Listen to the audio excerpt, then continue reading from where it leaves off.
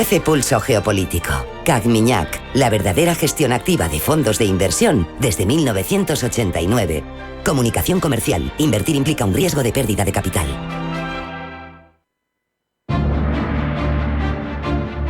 En Radio Intereconomía, Pulso Geopolítico. Análisis sobre los nuevos desafíos mundiales. Presenta Rafa Jiménez.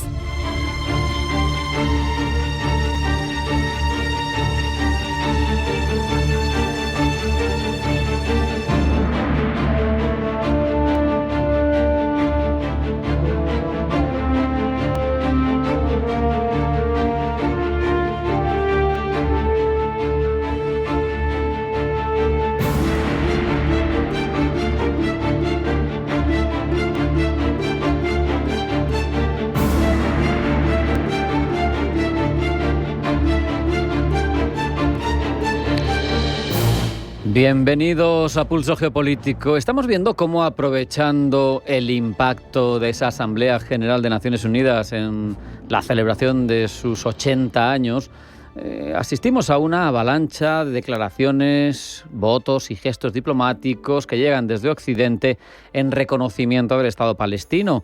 Pero más allá del gesto simbólico, más allá de la fotografía de líderes levantando carteles o estampando firmas, nos preguntamos qué significa realmente este reconocimiento y quién se beneficia de manera tangible, porque quién en realidad se encuentra en posición de ventaja en el tablero geopolítico actual gracias a estos movimientos y a esta situación.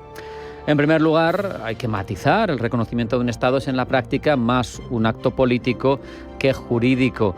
Reconocer un Estado no significa automáticamente, es obvio, que se haya construido una estructura funcional capaz de gobernar o de garantizar derechos o de proteger a la población y sostener una economía viable. En el caso palestino, todos esos reconocimientos que llegan ahora desde Occidente no pueden divorciarse de la realidad del terreno. La presencia y el control que un grupo terrorista como Hamás ejerce sobre Gaza y la influencia que todavía tiene sobre amplios sectores de la sociedad palestina, además en un entorno en el que no hay la viabilidad de ninguna de las maneras para que funcione un Estado independiente. Entonces, ¿a quién benefician estos reconocimientos ahora?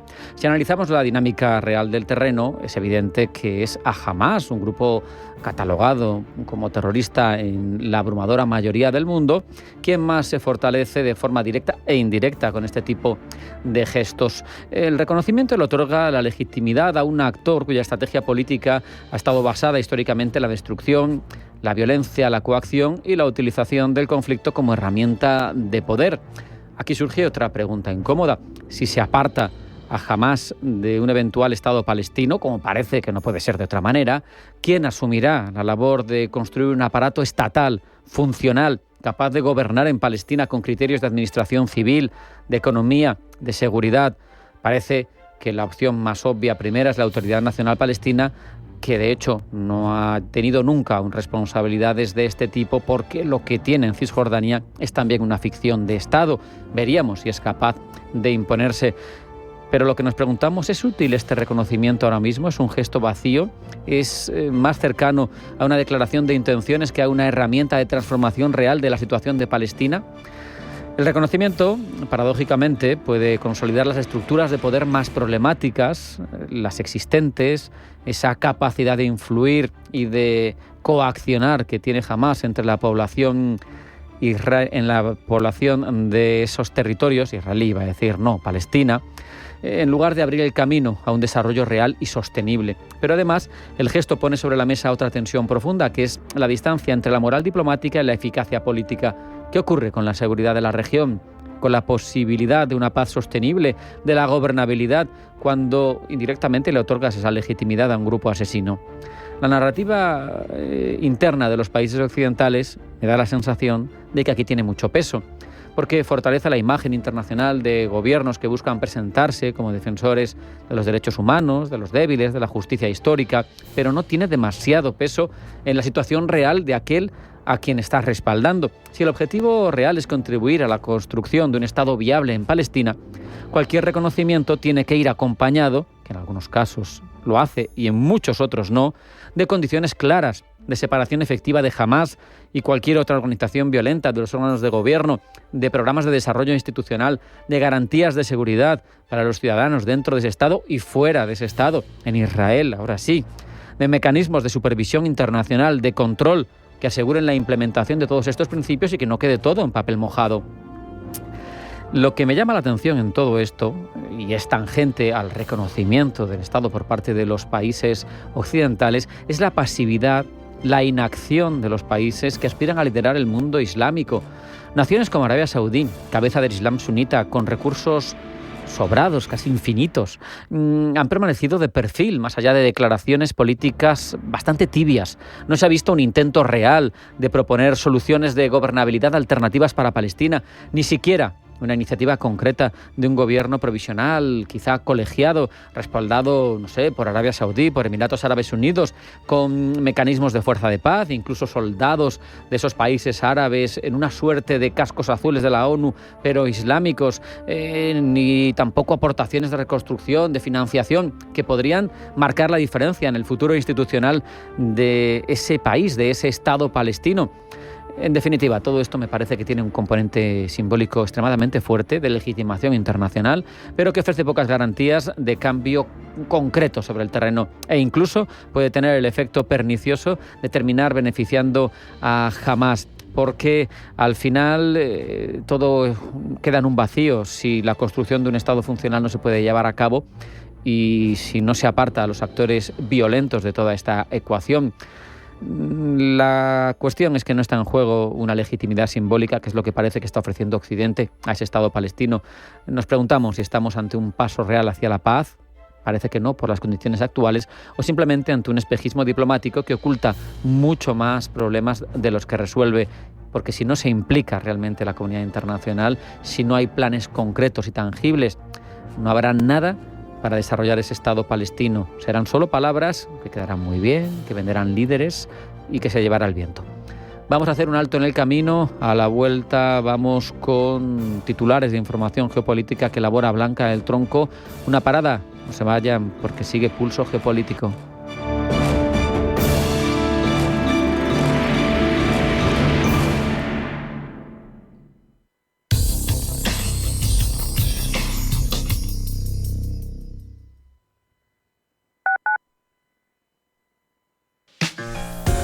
Utiliza la lógica. Reutiliza todo lo demás. Únete al movimiento de la economía circular y reutiliza bolsas de plástico, tarros de vidrio y ropa usada, entre otros. Repara, reutiliza, recupera, recicla. Comunidad de Madrid. Atención inversor, únete al club de inversión de Grupos Eneas. Estamos especializados en la compra, reforma y venta de inmuebles y otros activos, ofreciendo rentabilidades muy atractivas. Coinvierte con nosotros. 91 639 0347. Grupos Eneas, tu aliado en la inversión. En el corazón de la Comunidad de Madrid se oye un latido muy fuerte. Es Arco Verde, un gran corredor forestal de 200 kilómetros que te invita a vivir una auténtica experiencia con la naturaleza. Caminos, senderos y vías ciclistas te esperan para conocer y disfrutar la biodiversidad de nuestro entorno. Siente el latido de Arco Verde, un espacio para conectar con la belleza natural. Arco Verde, financiado por la Unión Europea, Fondos Next Generation, Gobierno de España, Comunidad de Madrid. Nuestra visión del mundo evoluciona con nosotros y en CaixaForum queremos acompañarte en cada etapa. Creamos espacios accesibles donde la cultura y la ciencia nos invitan a entender y transformar la realidad. Apostamos por la diversidad y el diálogo para construir una sociedad más justa. Creemos en la cultura como motor de transformación social. CaixaForum, Fundación La Caixa. En la Comunidad de Madrid tenemos pueblos con más y mejor comunicación, más y mejores servicios públicos, más y mejor accesibilidad. Descubre el programa Pueblos con Vida de la Comunidad de Madrid, que cuenta con 13 nuevas medidas para revitalizar 143 municipios de menos de 20.000 habitantes. Cuantas más iniciativas desarrollemos, más vida tendrán nuestros pueblos. Comunidad de Madrid.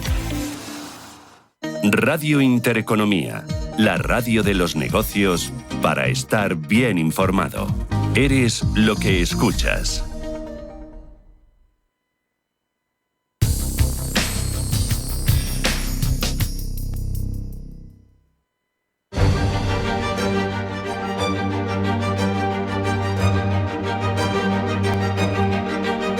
En Radio Intereconomía, Pulso Geopolítico. Presenta Rafa Jiménez.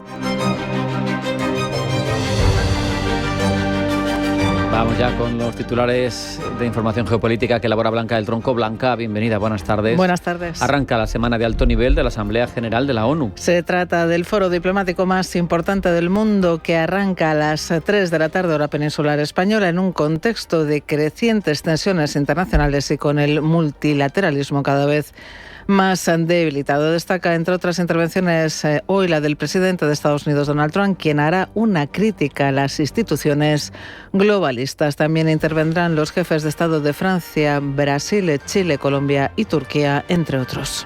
Se cumple una semana del inicio de la ofensiva terrestre de Israel en Gaza. Y en este contexto, el presidente estadounidense Donald Trump presentará a los líderes árabes y musulmanes un plan para la paz y la gobernanza en Gaza tras la guerra. En la reunión participarán funcionarios de Arabia Saudí, Emiratos Árabes Unidos, Qatar, Egipto, Jordania, Turquía, Indonesia y Pakistán.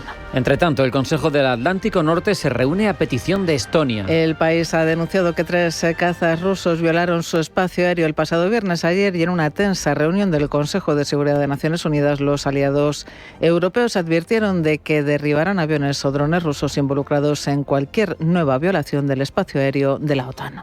Frederiksen califica de ataque grave el incidente con drones en el aeropuerto de Copenhague. La primera ministra danesa, Mette Frederiksen, ha calificado de ataque grave a la infraestructura de este país nórdico el incidente con varios drones que obligó a cerrar 4 horas el tráfico en el aeropuerto de Copenhague entre la noche de lunes y la madrugada de este martes. Nos vamos hasta Asia porque el supertifón Ragasa avanza hacia China. El tifón, calificado por las autoridades meteorológicas chinas como el más poderoso del planeta en lo que va de año, avanza con vientos de hasta 260 km/h hacia la costa meridional del gigante asiático tras dejar miles de evacuados en Taiwán, obligando a la provincia de Cantón de activar la alerta máxima y ordenar el desplazamiento preventivo de más de 400.000 personas. El tifón Ragasa ha dejado por el momento 3 muertos y 9 heridos a su paso por Filipinas. Bruselas y Yakarta firman un acuerdo de libre comercio. La Unión Europea e Indonesia han firmado un acuerdo de libre comercio en una ceremonia en la turística isla de Bali, un tratado que negociaban hace casi una década y que se rubrica en plena guerra arancelaria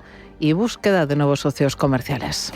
Y Javier Milei se reúne con Donald Trump en Nueva York. El presidente de Argentina, Javier Milei, se reunirá en Nueva York con su homólogo estadounidense Donald Trump después de que Washington ratificara su apoyo financiero a través del Fondo de Estabilización Cambiaria. El presidente argentino tiene previsto también un encuentro con la directora del Fondo Monetario Internacional, Kristalina Georgieva.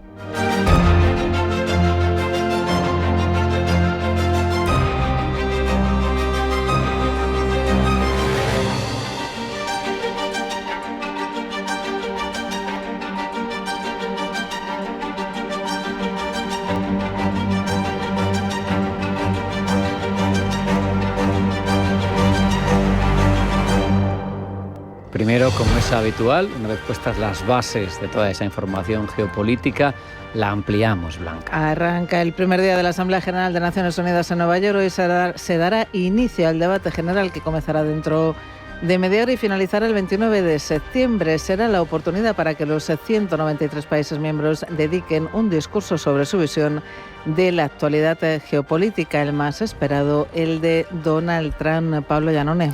No nos harán esperar mucho más porque será la cuarta intervención del evento, la del Donald Trump, el segundo de los 193 países miembros, teniendo en cuenta que el primer discurso será del secretario general del organismo, de Antonio Guterres, y el segundo de la presidenta de la Asamblea, Helena Baerbock. El primero en hablar de los 193 miembros será, por tradición, desde 1947, Brasil, con su presidente Lula da Silva como representante de la nación. El segundo, como anfitrión, será Estados Unidos, con Donald Trump al frente. Dadas las circunstancias actuales, este orden dará de lo que hablar, teniendo en cuenta el enfrentamiento existente entre Trump y da Silva debido al enjuiciamiento de Jair Bolsonaro, que el líder republicano ha denominado una caza de brujas. A partir de este orden protocolario, irán saliendo los países según el nivel de representante. No es lo mismo jefe de Estado, jefe de gobierno que ministro de Exteriores. Las preferencias expresadas también por cada Estado se tendrán en cuenta, así como en la búsqueda de un cierto equilibrio geográfico, es decir, que no salgan de golpe 10 países europeos. Siguiendo estos criterios, en la sesión de la mañana del debate general participarán, entre otros, Recep Tayyip Erdogan, presidente de Turquía, Kim Jong-il, presidente surcoreano, y el rey catarí Al Thani Amir. En la sesión de la tarde tendrán voz el presidente francés Emmanuel Macron y el presidente polaco Karol Nawrocki, elegido hace apenas unos meses. Será mañana cuando participará, aún no sabemos si en la sesión de mañana o tarde, el rey Felipe VI. Se espera que los discursos giren en torno principalmente a los conflictos bélicos en curso, es decir, la ofensiva rusa sobre Ucrania en medio de la escalada entre la Alianza Atlántica y Moscú, y la guerra en Gaza con el avance terrestre de Israel sobre la ciudad Gazatí de fondo y todos los reconocimientos de los últimos días al Estado palestino. Otros asuntos que saldrán durante la foto de hoy serán con toda probabilidad la lucha contra el cambio climático y la problemática de la financiación, la desigualdad social creciente entre países desarrollados y menos, la gobernanza responsable sobre inteligencia artificial y finalmente la guinda del pastel, el discurso sobre el mismo discurso, el multilateralismo y su eficacia con la ONU, convirtiéndose cada vez más en un símbolo de impotencia política. En el margen de la Asamblea General de Naciones Unidas, el presidente estadounidense Donald Trump mantendrá una reunión con líderes árabes y musulmanes. En la reunión participarán funcionarios de Arabia Saudí, Emiratos Árabes Unidos, Qatar, Egipto, Jordania, Turquía, Indonesia y Pakistán. Es una cita importante porque se produce en un momento de fuerte tensión por la guerra en Gaza, por las críticas internacionales, debates sobre reconstrucción, desplazamientos y diversas propuestas sobre quién debería gobernar Gaza después del conflicto. Trump tiene planeado presentar un plan para la posguerra en Gaza. Uno de los ejes será cómo asegurar el orden y la gobernanza sin que jamás tenga un rol. Se menciona con que Trump buscará que los líderes árabes contribuyan no solo con fondos, sino posiblemente con tropas o fuerzas de estabilización. Rubén Herrero de Castro, profesor de Relaciones Internacionales de la Universidad Complutense de Madrid. Que se pueda plantear una solución al conflicto entre Israel y la cuestión palestina, pero no desde luego como están haciendo algunos países de Europa, que es reconociendo a Hamas, o como decía Marine Le Pen, reconociendo a Hamasstán. Lo que no se puede hacer es reconocer al Estado palestino, porque ahora mismo es dar una recompensa al terrorismo que llevó a cabo el 7 de octubre y que sigue manteniendo a 90 rehenes israelíes. En esta misma línea, Donald Trump ya ha dicho que en su visión del posconflicto Hamas debe quedar excluido del gobierno de Gaza. Esto es fuertemente rechazado por la propia Hamas y también visto con preocupación por varios países árabes. Espera que el presidente de Estados Unidos busque que estos países no solo apoyen diplomáticamente su propuesta, sino que participen de forma activa en la gobernanza, aporten recursos y personal para asegurar la estabilidad de la zona. También será una prueba de cuánto están dispuestos los países árabes a comprometerse más allá de la retórica. Y crece la tensión entre Rusia y la OTAN. El Consejo del Atlántico Norte, el máximo órgano de toma de decisiones de la Alianza Atlántica, se ha reunido en Bruselas a petición de Estonia tras su denuncia de que 3 cazas rusos violaron su espacio aéreo el pasado viernes. Este asunto ya ha sido abordado por el Consejo de Seguridad de Naciones Unidas, donde los aliados europeos advirtieron a Rusia contra nuevas inclusiones aéreas y donde el enviado especial de Donald Trump, Mike Waltz, calificó este comportamiento ruso de un comportamiento, dijo, muy peligroso. También elevó el tono contra Rusia la ministra de Asuntos Exteriores británica, Yvette Cooper. Son, dijo, un intento deliberado de socavar la integridad territorial de las naciones soberanas y la seguridad europea, y al presidente Putin le digo que sus acciones imprudentes corren el riesgo de una confrontación armada directa entre la OTAN y Rusia. La alianza es defensiva, pero no se hagan ilusiones. Estamos dispuestos a tomar todas las medidas necesarias para defender el territorio de la OTAN. Estaremos vigilantes.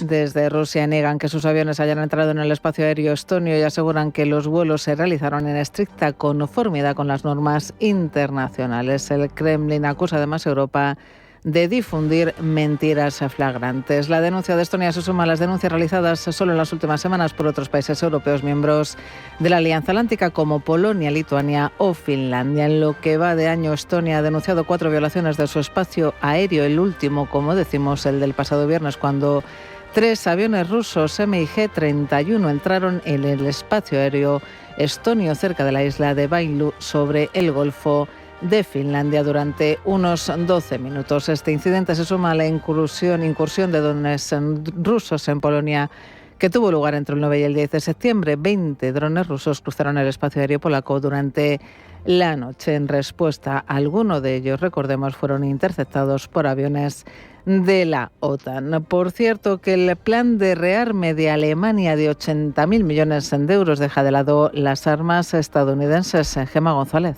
El nuevo plan de adquisiciones militares de Alemania muestra, según Político, que Berlín dirigirá su campaña de rearme masivo hacia la industria europea, con solo el 8% destinado a armas estadounidenses. Esto es sin duda un golpe para el presidente estadounidense Donald Trump, quien desde que ha llegado a la Casa Blanca ha estado presionando a los países europeos para que sigan comprando armas estadounidenses. El plan de adquisiciones del ejecutivo de Friedrich Merz muestra que Alemania se prepara para aprobar casi 83.000 millones de euros en contratos durante el próximo año. La lista, elaborada por la Comisión de Presupuestos del Parlamento alemán, detalla 154 compras importantes de defensa entre septiembre de este año y diciembre de 2026. Y en esa lista, los proyectos liderados por empresas estadounidenses aparecen solo en un par de ocasiones. Los únicos artículos de gran valor con contratistas estadounidenses son unos 150 millones de euros destinados a torpedos acoplados a los aviones P-8A de Boeing y aproximadamente 5.100 millones de euros a los lanzadores y misiles de defensa Patriot. En los últimos años, Alemania ha visto uno de los mayores compradores de defensa en Washington. Entre 2020 y 2024, Berlín aprobó más de 17.000 millones de dólares en ventas militares al extranjero, alcanzando un récord de 13.900 millones de dólares en 2023. Y hoy, en el contexto de la Asamblea General de Naciones Unidas, el presidente argentino Javier Milei se dará cita con Donald Trump en busca de respaldo político y financiero para contener la crisis económica que atraviesa su país. Trump ya ha mostrado disposición a escuchar y posiblemente a ofrecer apoyo al que ha denominado su presidente favorito, que se enfrenta en un mes a unas elecciones legislativas que no juegan a su favor después de que en los comicios provinciales perdiese Buenos Aires. Pablo. Milei tiene el pretexto perfecto para citarse con su poderoso homólogo. El miércoles representará a Argentina en el debate general de las Naciones Unidas. Su participación más importante, sin embargo, se hará bilateralmente. El gobierno argentino enfrenta una situación financiera urgente. Argentina enfrenta una crisis financiera porque no tiene suficientes dólares para pagar su deuda ni sostener sus importaciones, al tiempo que debe afrontar vencimientos elevados con el Fondo Monetario Internacional, 10.000 millones solo en el primer semestre de 2026. Para evitar que el peso argentino se devalúe más rápido, el Banco Central gastó más de 1.000 millones de reservas la semana pasada. Milei busca que Donald Trump respalde sus reformas económicas y su plan de estabilización, enviando una señal a inversores y organismos multilaterales en busca de apoyos económicos que le ayuden a reducir su dependencia estructural hacia Washington y el Fondo Monetario Internacional. De momento, Milei cuenta ya con el apoyo público del secretario del Tesoro estadounidense, Scott Bessent, quien ya ha adelantado que Washington está dispuesto a hacer lo que sea necesario para apoyar a Argentina. Ambos, titular del Tesoro estadounidense y Milei, se verán el miércoles también en Nueva York para esbozar la parte técnica de esta ayuda, que incluiría compras de deuda argentina para inyectar liquidez en dólares. Milei también se verá en Nueva York con la titular del Fondo Monetario Internacional, con Kristalina Georgieva, con quien tratará de flexibilizar uno de sus últimos acuerdos de préstamo de 20.000 millones de dólares. Esta serie de movimientos podrían marcar el antes y el después para Milei de cara a las legislativas del próximo mes. A su vuelta a Argentina, después de este viaje a Nueva York, se espera que visite más de 10 provincias para luego cerrar la campaña en Córdoba. La victoria del peronismo en Buenos Aires mantiene a su gabinete en vilo.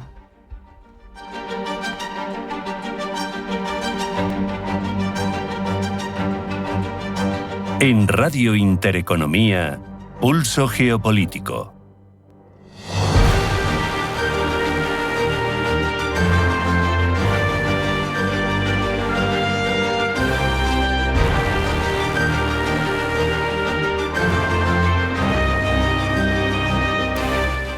Vamos ya sin demora a ese repaso que hacemos de qué nos cuentan y cómo nos cuentan, en función de país y de medio de comunicación, las principales noticias del ámbito geopolítico.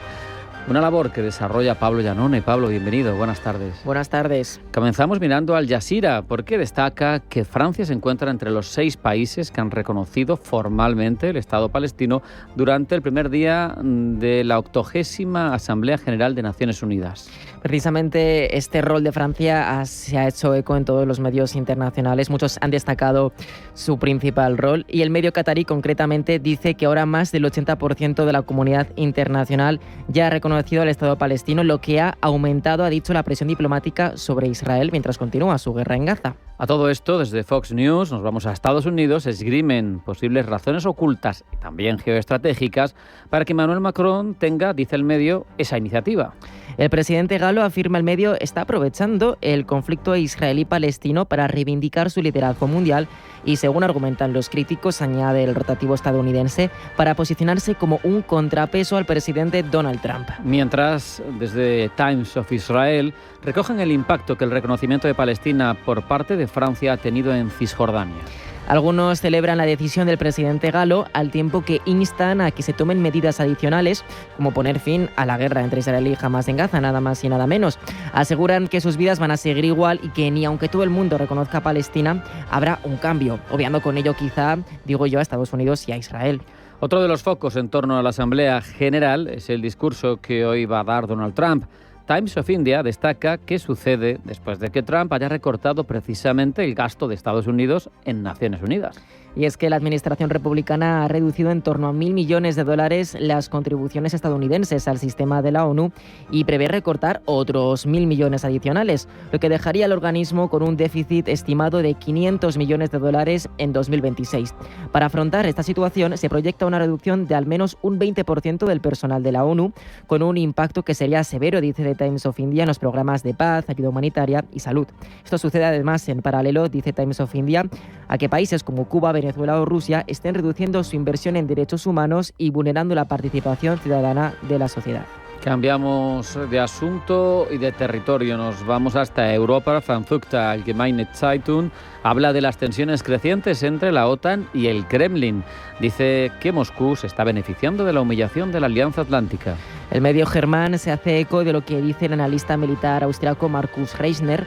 Considera este militar que Rusia busca demostrar a la opinión pública nacional que su fuerza aérea está jugando al gato y al ratón con la OTAN, haciendo lo que quieren. Con esto, además, dice el militar, distraen la atención de sus propias derrotas en Ucrania, ya que Kiev ataca continuamente a refinerías rusas, causando estragos económicos a Moscú y no ha permitido nuevas capturas de territorio ucraniano este verano. Seguimos con este asunto, pero desde otro punto de vista. Desde el medio de comunicación Mundo Estonio se cuestiona por qué la OTAN no actuó con más contundencia hacia esas incursiones rusas. Plantean reducir su dependencia hacia la Alianza Atlántica contando con sus propios aviones de defensa. El medio se hace eco de las palabras de un diputado estonio experto en seguridad que reflexiona sobre las reglas de la OTAN, que evita, dice, cualquier acción que pueda justificar una escalada, al tiempo que busca garantizar la contención de las violaciones soberanas. El político advierte que un derribo a aviones rusos solo puede suceder en casos excepcionales, según la lógica de la Alianza Atlántica, por lo que alienta a desarrollar una propia capacidad de combate e integrarla con las fuerzas aéreas nórdicas. Miramos ahora cómo ven todo este asunto desde una nación aliada de Rusia, Irán, país que estuvo además presente en las pruebas de armamento que Moscú celebró junto con Bielorrusia hace una semana. Press TV dice que Estonia acusa a Rusia de violación de espacio aéreo, pero que Moscú, Pablo, lo niega. Y se hace eco de que la Unión Europea se encuentra dividida por el paquete de sanciones a Rusia. Resulta que las medidas del 19º paquete de sanciones a Moscú incluyen, dice Press TV, obtener dinero de activos rusos inmovilizados para dirigir ayuda a Kiev. Sin embargo, voces disidentes, dice el medio iraní, que se encuentran dentro del Parlamento Europeo, advierten que son los propios contribuyentes de la Unión Europea, bajo fuertes presiones, los que están pagando la cuenta. La Unión Europea, afirma el medio, ha gastado hasta ahora 169.000 millones de euros en la guerra y el nuevo presupuesto de 7 años añadiría otros 100.000 millones. Terminamos este repaso de cabeceras internacionales en Extremo Oriente. South China Morning Post dice que Ucrania va a comenzar a exportar armas para así ayudar a financiar la guerra que mantiene contra Rusia. Kiev, dice el medio chino, ha dependido en gran medida de la financiación y el suministro de armas occidentales desde que comenzase la invasión de Rusia en 2022. A pesar de que la guerra continúa, también ha desarrollado su propia producción nacional, en particular de drones, apunta el medio. Zelensky ya ha mencionado varios destinos potenciales para las exportaciones, incluidos Estados Unidos, Europa y otros socios alrededor del mundo que también están interesados en las armas ucranianas y de los cuales Ucrania, ha dicho Zelensky, ha recibido diversas formas de apoyo.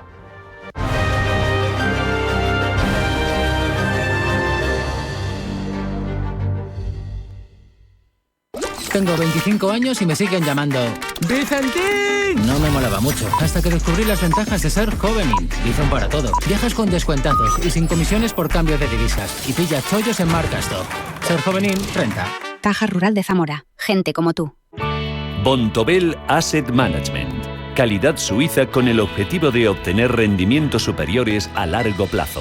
En Bontobel Asset Management siempre estamos a la vanguardia de las inversiones activas en bonos y acciones. Para más información, entre en nuestra página web bontobel.com/am. Bontobel Asset Management, su especialista global en fondos de inversión. La localidad de Mayorga, en el norte de la provincia de Valladolid, celebra las fiestas en honor a Santo Toribio de Mogrovejo. A partir del día 26, no te pierdas nuestras actividades culturales y musicales, nuestros festejos taurinos, seña de identidad y, sobre todo, el día 27, la Noche del Fuego, declarada de interés turístico nacional. Este mes de septiembre, Mayorga. Grábatelo a fuego. Mercado de divisas, la actualidad del euro, el dólar, la libra y todo el mercado Forex. Un programa presentado por Alba Puerro. Elige tu propio camino en el mundo de la inversión. Mercado de divisas, los miércoles de 10 a 11 de la noche en Radio Intereconomía.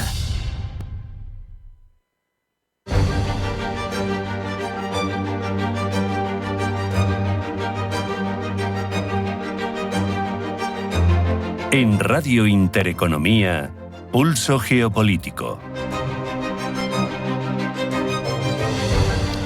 La geoeconomía termina condicionando también las relaciones internacionales, la geopolítica la incluye, es inevitable. Por eso nos interesa analizar, repasar, interpretar ese acuerdo entre Estados Unidos y Japón que buscaba evitar aranceles unilaterales impuestos por la administración Trump, en un pacto al final que muchos califican de desigual, con consecuencias potencialmente perjudiciales para Japón y que plantea interrogantes sobre las motivaciones que han llevado a Tokio a aceptarlo, qué gana y qué pierde Japón en términos económicos y estratégicos, o cómo redefine su posición, si es que la cambia en algo, en el tablero geopolítico, asiático y global. Para responder a estas preguntas contamos con un experto en geoeconomía, en geopolítica, que nos va a ayudar a desentrañar las implicaciones del acuerdo. Juan Luis López Aranguren es profesor de Relaciones Internacionales y Derecho Internacional Público, además miembro del Grupo de Investigación Japón de la Universidad de Zaragoza. Juan Luis, bienvenido, buenas tardes. Hola, ¿qué tal? Muy buenos días. Gracias por Japón, Juan Luis, ha firmado ese acuerdo de tratado de aranceles con Donald Trump y ya te digo, es opinativo, pero muchos lo califican, quizá en retórica que nos lleva al Comodoro Perry, que nos lleva a los tratados desiguales en China de Nankín del 19, de desigual. Te pregunto si estás de acuerdo en que es un tratado claramente perjudicial para Japón y por qué crees en tal caso que lo ha aceptado en esas condiciones. Sí, totalmente. Es un tratado a todas luces desigual y además con unas formas de negociación que muestra un poco la enorme asimetría de fuerza negociadora que existe.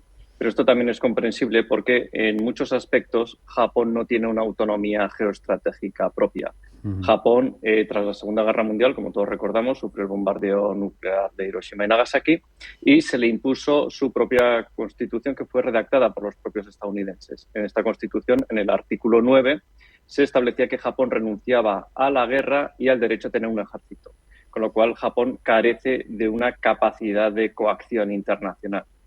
Tiene algo parecido a un ejército, que son las JETAI, las fuerzas de autodefensa, pero en ningún caso tiene el estatus legal de ejército. Con lo cual, digamos que Japón tiene una situación de dependencia enorme del paraguas de seguridad nuclear que provee Estados Unidos. Y hoy en día Japón se está enfrentando a riesgos geopolíticos muy serios. Por un lado tiene el programa nuclear de Corea del Norte, por otro lado tiene el crecimiento económico y militar de China, que tiene también roces territoriales, y por otro también hace frontera con Rusia, con quien tiene también una disputa territorial por las Islas Kuriles, y ya vemos lo que ha hecho Rusia en el extremo occidental de su territorio, con Ucrania. Con lo cual, digamos que una de las razones que podemos encontrar de por qué Japón ha tenido que aceptar este trato tan asimétrico es porque realmente no tiene una autonomía geopolítica propia, como podrían tener los otros países.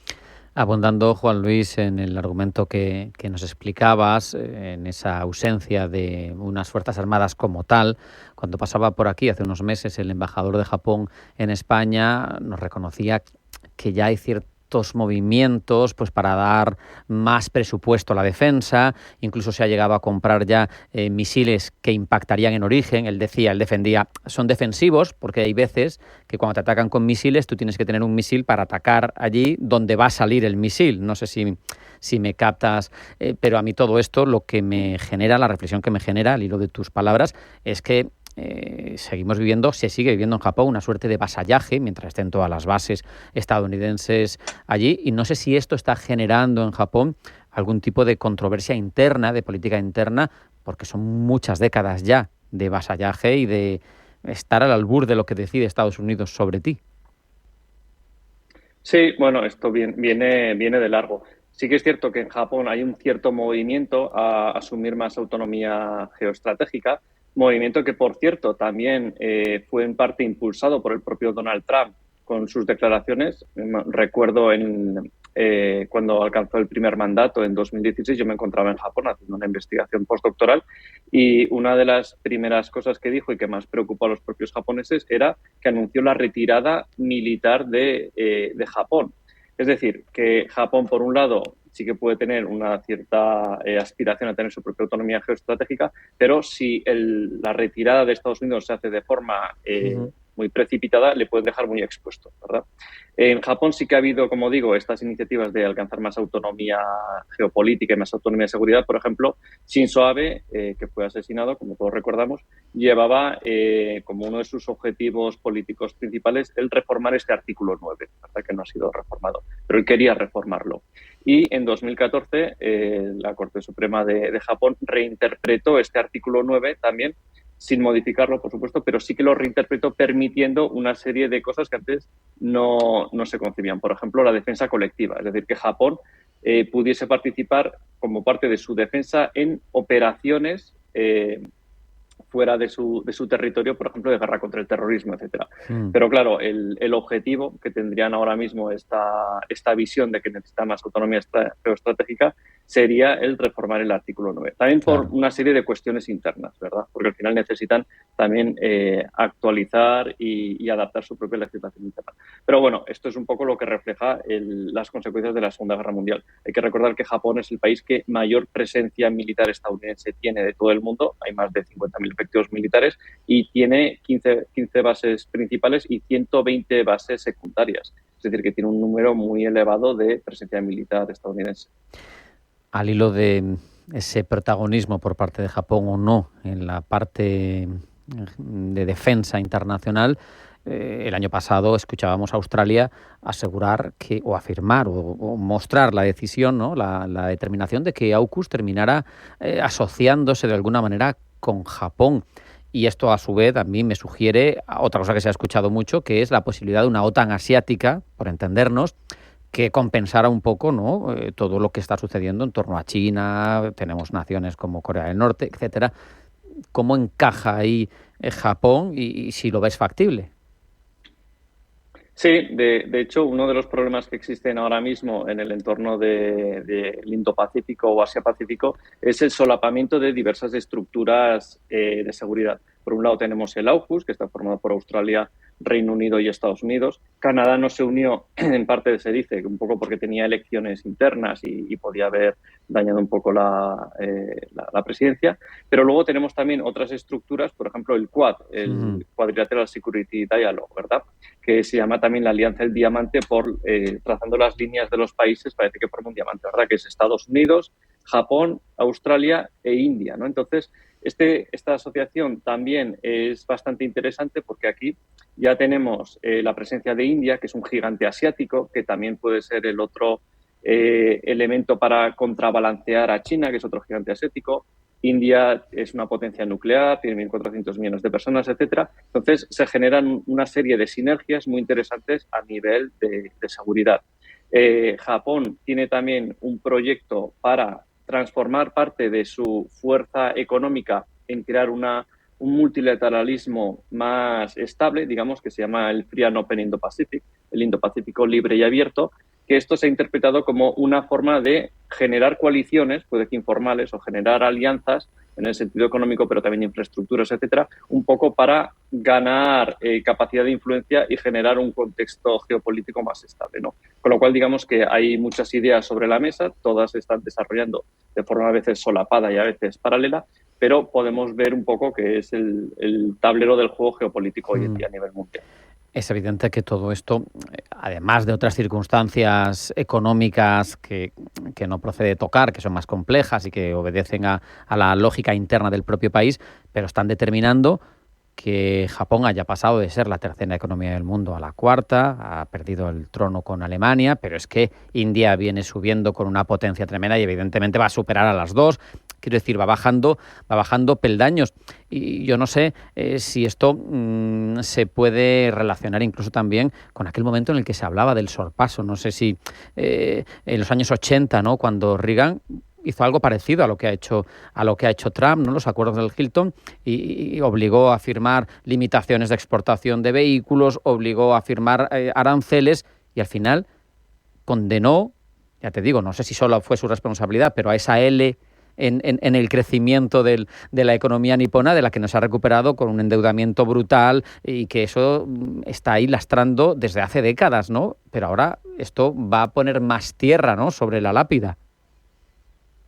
Sí, totalmente. De hecho, se comparan estos acuerdos como una especie de segunda edición de aquellos famosos acuerdos de plaza, ¿verdad?, de la cual las 5 principales potencias del mundo impusieron a Japón, con Estados Unidos en la cabeza, un trato desigual en su divisa y la apreciación artificial del dólar para evitar el crecimiento de Japón. Hay que recordar que Japón fue durante buena parte de los 80 la segunda economía del mundo y en algunos índices, de hecho, llegó a superar a Estados Unidos económicamente. Esto se percibió por parte de Estados Unidos a nivel político, en parte como un éxito, porque fue visto como nuestra fórmula de la democracia, el libre mercado, etcétera, ha generado este gigante asiático, pero por parte de la población y de los actores privados, esto se percibió como una amenaza. Y de hecho, podemos ver en documentos gráficos y vídeos de la época que se produjo el fenómeno llamado Japan Bashing, ¿no?, que se puede traducir como el machacamiento de Japón, donde los obreros, por ejemplo, de empresas automovilísticas de Detroit o de lugares que estaban perdiendo puestos de trabajo,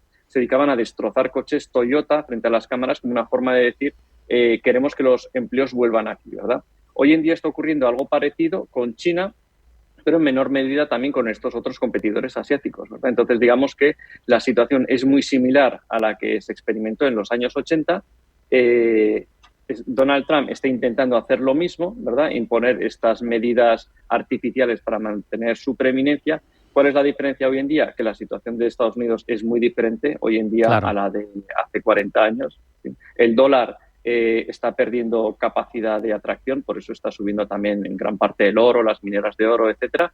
Y Japón sí que se encuentra sometido por este tema del artículo 5 de la Constitución y otras cuestiones geopolíticas a Estados Unidos, pero el gran competidor de Estados Unidos, que es China, ahí no hay forma de tomarlo, como se ha visto, ¿verdad? Juan Luis, has mencionado China. Sé que es anatema en la sociedad japonesa y también en la China las relaciones entre ellos por todo lo que sabemos históricamente. Pero esta presión, este desapego de Donald Trump y de Estados Unidos, por ende, hacia Japón, ¿podría provocar algún tipo de acercamiento de alguna manera? Sé que es bastante complejo, pero al final, cuando te rechaza alguien, no sé si hay algo factible ahí en eso o van a seguir siendo enemigos irreconciliables. Sí, de hecho, curiosamente, a pesar de la animadversión que existe geopolítica, puede darse entre Pekín y Tokio, hay que recordar que el principal socio económico de Japón es China, no es Estados Unidos, también por la cercanía y porque se han generado una gran serie de sinergias de comprar materias primas, modificarlas en Japón, etcétera. De hecho, esto se vio, por ejemplo, cuando escaló la crisis por las islas Senkaku, que son este grupo de islas que están en territorio japonés, pero que tienen un enorme yacimiento de petróleo y que las flotillas chinas entraban como a invadirlas de forma civil, etcétera, y que hubo esta crisis. China dijo, nosotros vamos a dejar de vender tierras raras a Japón, algo que, por ejemplo, lo hemos oído este año con Estados Unidos, y dejaron de vender tierras raras, pero continuaron vendiendo tierras raras procesadas, ¿no? Con lo cual es posible ver que, a pesar del choque geopolítico, el business is business, ¿no? Como dice. Y el tema de los aranceles sí que ha provocado un acercamiento entre, por un lado, Estados Unidos, Corea del Sur y China. Es decir, logrando, al menos en iniciar negociaciones, lograr que tres enemigos que parecían irreconciliables, al menos se sienten en la mesa a negociar para ver de qué manera pueden sobrevivir a ese colapso arancelario de Estados Unidos. Para terminar, después de haber dibujado esa situación en la que se encuentra Japón y entender por qué está donde está y por qué firma lo que firma, ¿cómo ves, Juan Luis, el futuro de Japón en el tablero internacional? ¿Va hacia una mayor todavía subordinación hacia Washington porque no es capaz de defenderse por sí misma? ¿Va hacia una búsqueda más activa de la autonomía estratégica? Porque al final el Pacífico es lo que más nos interesa, porque ahí está el mundo ahora mismo. Sí, correctamente. Pues Japón se da cuenta de que Estados Unidos no va a poder mantener durante largo tiempo, o no va a poder o no va a querer mantener ese rol de sheriff del planeta. Lo estamos viendo, por ejemplo, en la postura bastante aislacionista de Donald Trump con Ucrania, que quiere dejarlo y cerrar ese capítulo cuanto antes. Entonces, el propio Japón está viendo, oye, pues tenemos que ponernos las pilas y quizá ya no podemos contar con Estados Unidos como contábamos hasta ahora. Sí que va a tener un rol muy importante, pero quizá no ese papel tan preeminente que había estado. Entonces, yo creo que a nivel geoestratégico va a continuar avanzando la autonomía de Japón, quizá hasta el punto dentro de unos años de realizar esa modificación del artículo 9 de la Constitución. Y en el tema económico, Japón quiere recuperar el liderazgo tecnológico que tenía en los años 80. Hoy en día es más complicado porque existen ya potencias tecnológicas asiáticas, por ejemplo, en Corea del Sur, en China, etcétera. La situación es mucho más complicada, pero sí que lo va a intentar principalmente, por ejemplo, con las fuentes de energías renovables y con la inteligencia artificial. Entonces vamos a ver una carrera tecnológica por todos estos gigantes asiáticos que veremos en qué desemboca. Juan Luis López Aranguren, profesor de la Universidad de Zaragoza. Ha sido un placer aprender contigo sobre Japón. Un abrazo, hasta la próxima. Muchas gracias, un placer. Gracias.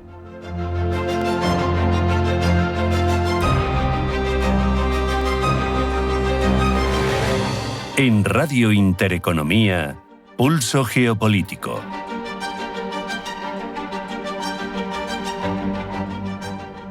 Vamos ahora con el mundo islámico porque, lo sabemos, concentra recursos energéticos, tiene un peso demográfico importante y creciente y posiciones geográficas claves entre Europa, Asia y África. Sin embargo, si algo podemos decir claro sobre esa comunidad es que su poder geopolítico tradicionalmente parece fragmentado, con alianzas concretas y, sin embargo, con muchos puntos calientes de la actualidad internacional en sus territorios. De todo ello vamos a hablar durante los próximos minutos con Sergio Castaño, coordinador de grado en Relaciones Internacionales de la Universidad Internacional de La Rioja. Sergio, bienvenido, buenas tardes. Hola, buenas tardes. Sergio, cuando digo poder geopolítico del Islam, si te digo ese concepto, ¿tú lo definirías de alguna manera concreta? ¿Me hablarías de una fuerza cohesionada o de un mosaico de intereses nacionales más bien fragmentados?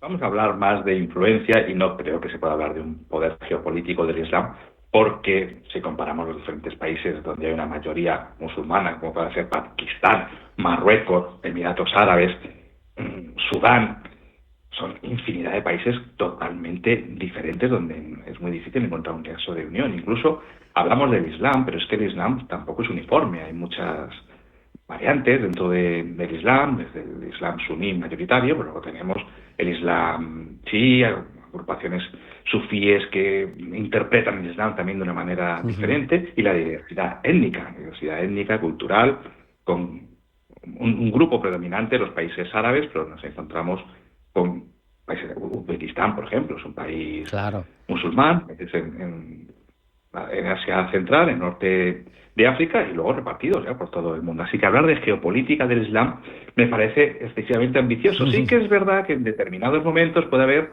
una afinidad entre países que se consideran hermanos, entre países que mayoritariamente profesan la misma religión, y puede haber determinados apoyos, pero de ahí hablar de una geopolítica creo que estamos muy lejos.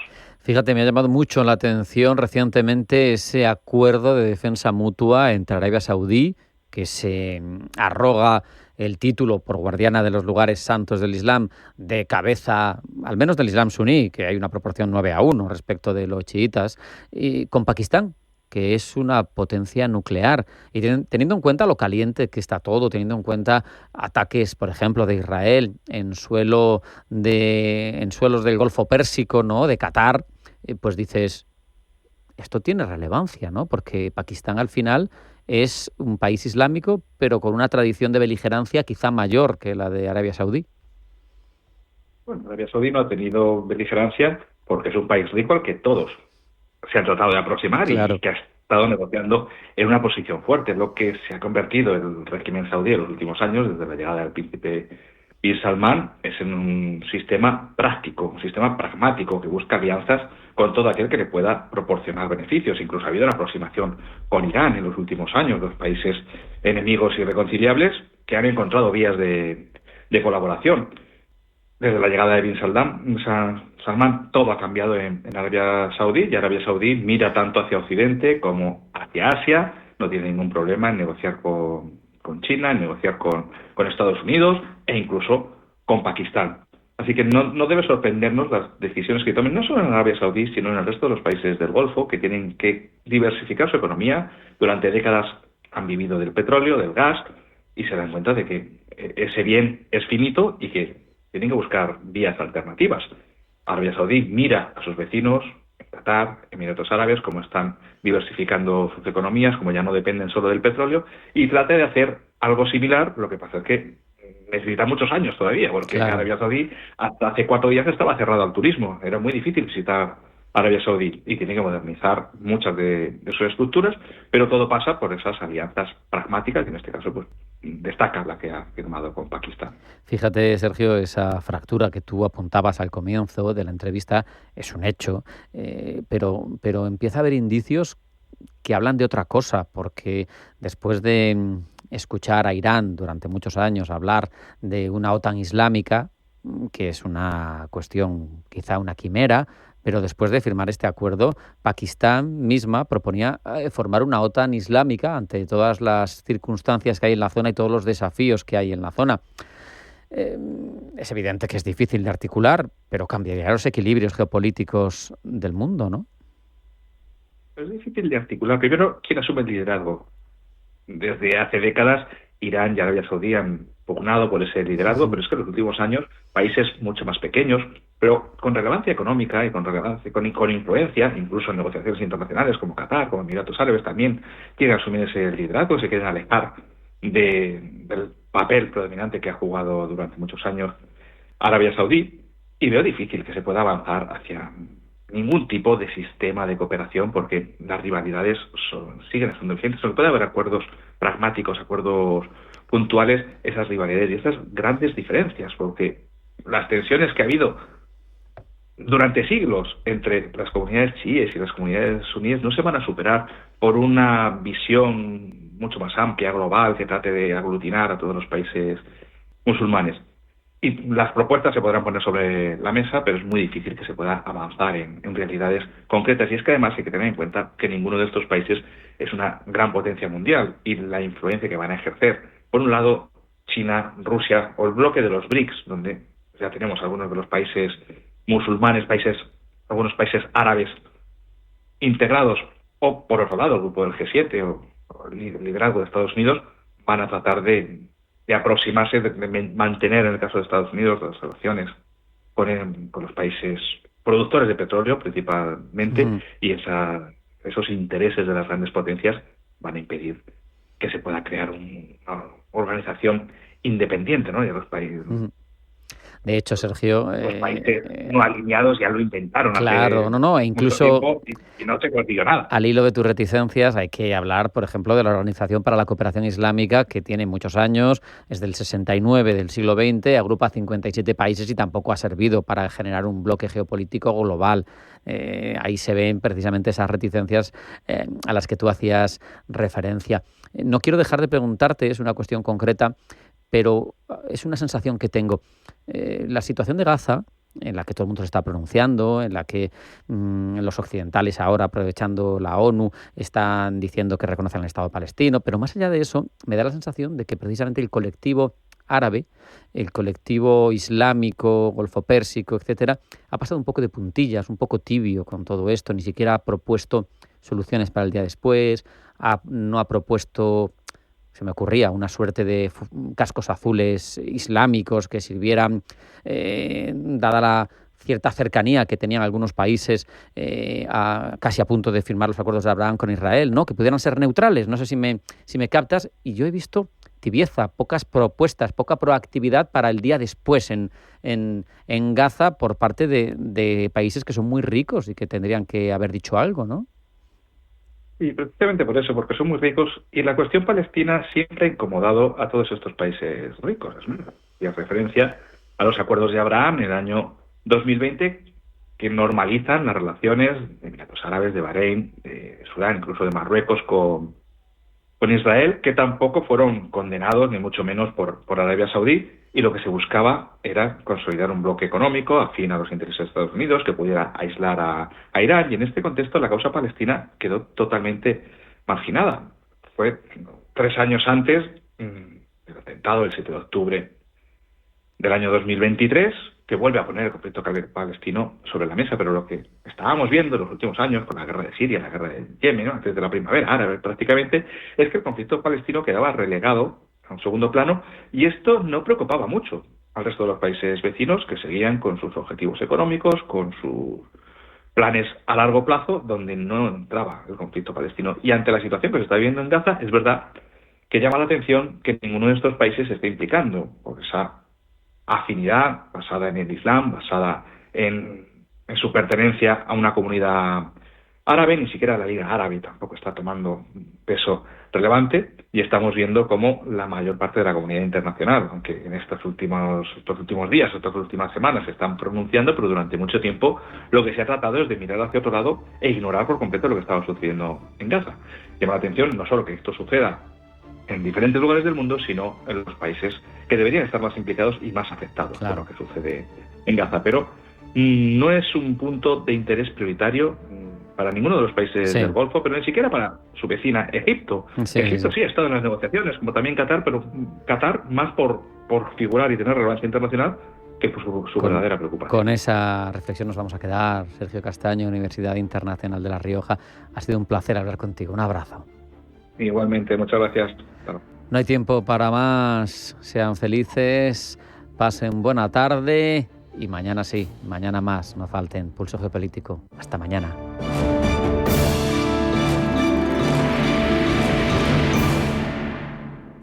Cagmiñac le ha ofrecido Pulso Geopolítico. Cagmiñac, la verdadera gestión activa de fondos de inversión desde 1989.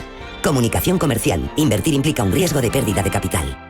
Viaja, ahorra, vive. ¿Tienes entre 18 y 30 años? Pues por ser cliente de la cuenta Jovenin de Caja Rural de Zamora, ahora puedes disfrutar del Carné Joven Europeo de la Junta de Castilla y León gratis. Descuentos en transporte, cultura, ocio en más de 30 países europeos y con un seguro de asistencia en viaje. Actívalo ya y vive tu vida a tope con la cuenta Jovenin y Carné Joven Europeo. Junta de Castilla y León y Caja Rural de Zamora. Gente como tú. No todas las gestoras son iguales. Desde 1989, Cagmiñac ha ofrecido a los inversores una gestión verdaderamente activa y basada en sus convicciones, ayudándoles a alcanzar sus objetivos a largo plazo. A lo largo de nuestra historia, hemos desafiado el consenso y descubierto oportunidades de inversión allá donde se encuentren, explorando todas las posibilidades. Cagmiñac, 35 años de verdadera gestión activa. Más información en cagmiñac.es.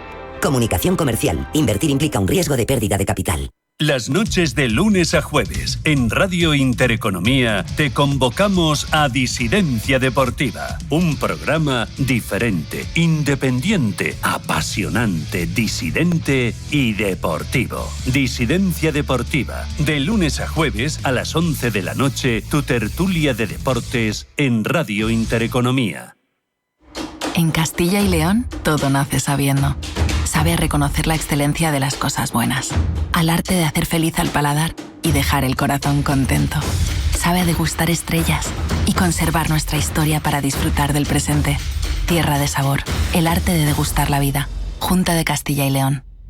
Los nuevos conceptos energéticos son ya un presente. Por ello, en Radio Intereconomía nos sumamos cada semana a I Más Verde, un programa sostenible y eficiente, productivo e innovador en el que analizamos etiquetas tan conocidas como eco, cero, bajas emisiones, descarbonización o renovables. Recíclate cada martes de 10 a 11 de la noche en Radio Intereconomía con José Luis Pichardo y descubre el futuro más verde.